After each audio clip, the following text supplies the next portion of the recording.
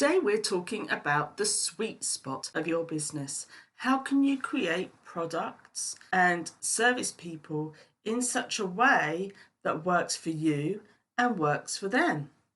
And when that comes together, that's your sweet spot. Hi, I'm Libby Knight, and I've helped hundreds of small business owners and entrepreneurs to break through their limiting beliefs and take their business to new heights. Together we design their business their way. We start with mindset and build on the strategy, using my years of experience in sales, marketing, product development and more. If you're ready to elevate yourself and your business, then keep listening. This is the Elevate Your Small Business podcast. Welcome back to the Elevate Your Small Business podcast. I'm Libby Knight, your host, and today we're going to be talking about how we can create products and services and create a business based on what we love to do, what makes us feel good, what feels easy, and what our clients and customers want from us, what they're aware that they want, what they're looking for, what they want solutions to. So we're going to look at this from various different angles, but first of all, I want us to look at it visually, because visuals can be so powerful. So we're going to use a Venn diagram. So if you were to grab a piece of paper and you were to do a circle on the right and a circle on the left and the two overlapped, then in the right side, I want you to write all the things that you love about your business. So what do you enjoy delivering? Who do you love working with? What problems do you love to solve? What do you like to spend your time doing? How do you like to launch or promote? Everything that you love to do within your business, all your favourite things, the things you find easiest and most fulfilling and joyful.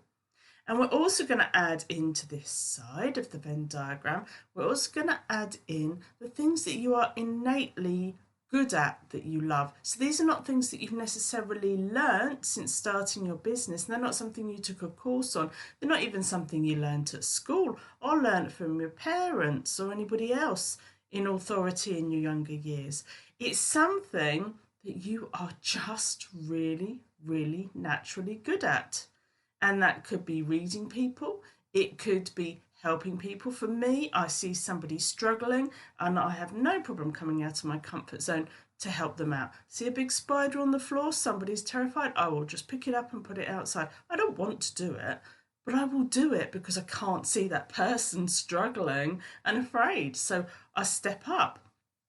Big snake, I might get a stick. But, I will do, and I will come out of my comfort zone, and it's just always been part of who I am to do that, to step up and help out somebody, or even in a group situation where people are struggling to come to a decision or to get things started, no one wants to step up. I'm a complete introvert, but I will step up because it's what people need, and it's going to help. It's going to move the situation forward and resolve whatever it is that's causing distress or discomfort to somebody. So what's your version of that? What are you just really, really good at? Always have been. It's just something that you have in you that no one had to teach you. It's almost in your DNA, you could say. So what is that for you? And I want you to put that in that circle as well. So when you've done that and you've racked your brains and you've come with all of those amazing things that you're super good at and love to do and bring you joy, and you can imagine doing them over and over again and never getting bored, then I want you to go to your other circle and I want you to think about all the things that your ideal clients want. What problems are they looking to solve? How are they feeling every day? What are their behaviours? What is it that they're looking for a solution to? How are they feeling? How do they like to learn? What's their buying behaviour? So write that all in the other side of the Venn diagram. Just really rack your brains. You can put anything you like in there. So this might be quite big. You're probably going to fill those circles up. So let's look at your completed diagram. What's on the right, what's on the left, the side that's about you, the side that's about your client. Now, where do they overlap? Where do they come together? Where does your client's needs, wants, problems, ways of learning, where does that work beautifully with your way of working, how you love to be as a business owner, the things that you are innately good at? Where do the two come together, cross over? How can you connect those dots between you and your clients, your audience? Now, this is very much a heart skill. So if you think about your head brain, which we will use in a minute, that's going to look at logic. But when you are talking about what you love and your emotions and how you connect things together, those and your values, they are all competencies of your heart intelligence. And as you will know by now, if you've been listening to me for very long, we recognize that we have whole body intelligence. We have a head brain, a heart brain, and a gut brain. And these are significant neural networks, and they tick all the boxes to qualify as fully functioning brains. So your intelligence, your knowing, your instincts, your intuition, they are all coming from different areas of the body, and each of those brains has innate competencies, has things that they are particularly skilled at. And a lot of our brain decisions come from the information that is fed from the body, from the gut and the heart. So if we are open to listening, if we are in a good state to be able to listen to the wisdom of the other areas of our body, we will get feedback. So our gut is going to give us that gut instinct. It's tied in with our identity and how to move forward, how to do so safely. That's all your gut is giving you, that information. Your heart is telling you whether something is aligned with your values. It's telling you that you have connections and how to connect things together. It is working with emotions and feelings, and how does this feel to me? Does it feel good? Does it feel right? Does it feel aligned? And all of that information from the heart and the gut is fed back to the head so that it can work out the answers. And we always start with that heart. So when we look at our Venn diagram, when we're looking at this, use your heart, allow your heart to look at it and to see the connections between people, things, offerings. Where are those connections? Where does it make sense? If you were to think, well, I love doing challenges. Does a challenge lend itself? Does it connect with my final product? Yes, I have a membership. So when they come in and they experience a challenge, they've got that group environment, they get to know how to work with me in a way that is replicated within my membership. It all connects, it all makes perfect sense. So there is a journey, there is a logical step by step that will lead them with confidence to be able to make a decision to come into your world.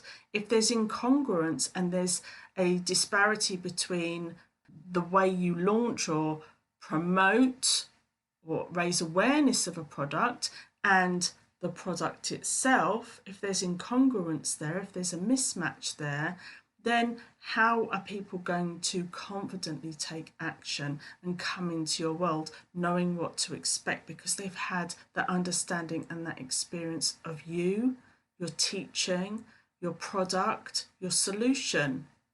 So tap into your heart's intelligence so that you can recognize these connections, the connections with the client, but also the connections between your offerings, the way you promote, what people want. Join those dots up, and that's by using your heart intelligence to recognize connections. And then you can bring that head brain in to create the logical plan of how to make it happen. So an analogy I like to use to demonstrate this sort of continuous, logical journey that works for the customer is I like to compare it to, those sushi restaurants where you sit on a little stall in front of a conveyor belt and the dishes come round and you pick one by one. So imagine you're sitting there and the first dish that comes along is a social media post or a networking pitch. And you take in the content and you think, oh, this person's interesting. They're involved in something that I know I need to solve. And this is really great content. So the dish is delicious. You think, oh, yeah, I'll have a bit more of that. So there's a call to action and you click the link and you go through to a lead magnet sign up page, for example, and it all looks good and it all tastes great. And so you absorb it, you click the link, you keep going and you think, yeah, I love this. I want to see what else is on offer. So you take the lead magnet and it makes perfect logical sense. It is what was offered. It is what you wanted. So you're thinking, I'm onto a good thing here. I'm going to keep following this person. So the next dish comes along and you take it and it's really, really good. And you think, wow, this is really tasty. This place is great. It's really delivering just what I need. And this is when you're going through that automation. So you've picked up your lead magnet and you've been put into an automation. And these emails are giving you more information. They're helping you to get to know somebody better. They are making you think differently and have those aha moments. And so this is just getting better and better and better. And it tastes delicious. So you sit there thinking, oh my goodness, what's coming next? So there's a product on offer and you think, oh yeah, this is a low ticket offer. This is something that I can have a taste of what this person's all about. So it could be a mini course or it could even be a free challenge. So you sign up and you can't wait because it's been so good so far. What's coming next? And so you take the lid off the dish and you take a taste and it's spaghetti. And it doesn't align at all. It's like, I'm in a Japanese restaurant. Why am I getting Italian food? This doesn't make sense. This isn't what I signed up for. This is not what they told me I'd be getting. I feel like I've been led down a garden path. I'm in a Japanese restaurant. I don't want Italian food. I signed up for help with my marketing. I don't want help with my fitness. And you've suddenly gone down a complete tangent because the person delivering promised one thing and some of their content was totally aligned with that and got you super excited. But all of a sudden, they've offered you something that just doesn't work. And at that point, it's very easy to think, well, this person isn't for me because I actually invested my time, my energy, even my money in them, and I am not getting a return. This is not what I signed up for. So you can see how each step needs to lead on logically to the next. It needs to, of course, be a joy to offer and to talk about and to teach, but it also needs to be congruent with what your client wants, what you've set them up to expect. And when you suddenly throw in something unexpected, you've got to manage those expectations or you're just going to lose them.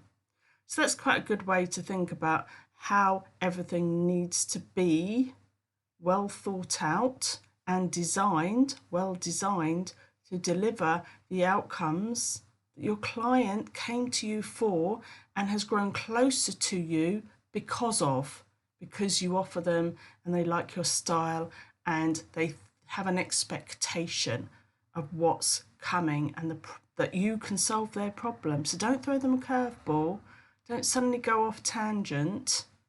Make sure that if you have a final product that you're going to offer, that everything leading up to it is going to get people more and more excited and more motivated and involved in the experience.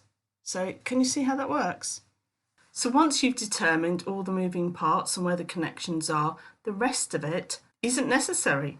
It's really just noise. It's just using up time and energy and focus, which causes overwhelm and clutters up your mind, which is what we're trying to get away from. So, as usual, less is more, working smarter, working with the information at your fingertips, and that is all captured in that Venn diagram.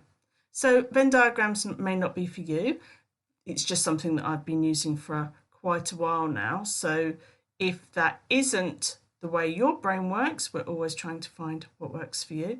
If that doesn't work, then make lists, and 2 lists, one of you, one of them, and find those connections and join them up. Just draw a line from the element that works for you. Perhaps it's a delivery method or a marketing method, and connect that with the product that you're going to deliver, and then connect that with the behavior and the requirements of your end user. So once you've made those connections, then you can design your business your way, in a way that works for your clients too. And isn't that what brings results and increases your freedom and your income, which ultimately is what we want as business owners? So have a go and see what comes out for you. There are going to be some revelations. You might discover things you weren't expecting, or it might just all make perfect sense. And as I say, you can discard what isn't serving you, what isn't working hard for you. Have fun with it, and I will see you on the next episode of the Elevate Your Small Business podcast. Thanks for listening to this episode of the Elevate Your Small Business podcast. Feel free to share it if you know someone who needs to hear it today, and if you enjoyed it, I'd be so grateful if you could write a review so that more small business owners can benefit. You can find out more about me and what I do at libby-knight.com. The world needs more mission-led, independent businesses just like yours. Take care, and I'll see you in the next episode. If you're juggling the demands of a service-based business helping your clients and all the other demands of life, then you're probably feeling pretty short of time. So this is just for you. I have a brand new course that helps you to save a minimum of an hour every day. And what would you do with that extra hour? And how would that accumulate over a year? Would you make more money? Would you be more present with your family? Would you have more me time and prevent the burnout? Whatever you choose to do with that extra hour a day, we know that it's not just about what you do, but how you think. So this course is going to start with those quick wins of gaining you back some time, plugging the leaks, putting in the boundaries, but it's also going to help you to instill new beliefs that will allow you to make different choices. Because this is not just about quick wins, as good as they are, it's about long-term change and changing your life. So if this is something that you would like to know more about, then have a look in the show notes and find the link to the Save an Hour Every Day course.